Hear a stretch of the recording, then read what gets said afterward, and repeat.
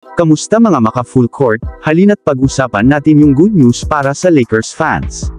Lakers kumikilos na. Nag-offer na sa Washington Wizards para makuha ang big man na si Jonas Valanciunas.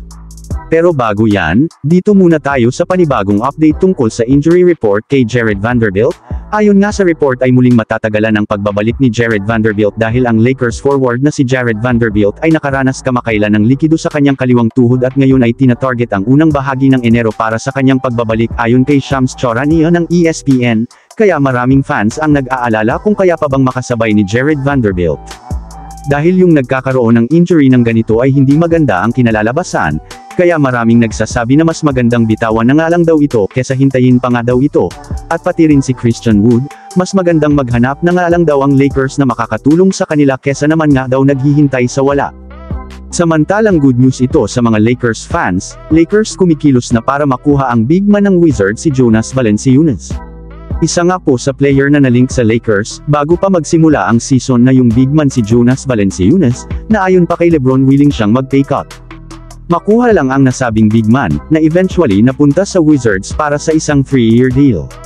Walang duda na nasa revealed ngayon ng Wizards na nakuha ang 14 straight loss nila kahapon. Nakapokus din ngayon ng team sa kanila mga young player, kaya pwedeng-pwede nilang trade si Jonas Valanciunas.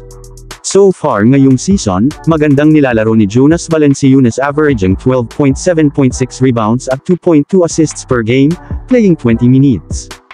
Siguradong easy double-double si Jonas Valanciunas kung makuha ito ng Lakers at mabigyan ng 30 minutes playing time, at good news, dahil ayon nga sa report, ay nag-offer na ang Lakers sa Wizards para makuha si Jonas Valanciunas, ang in-offer nga daw po ng Lakers si Gabe Vincent kasama ng multiple second-round pick.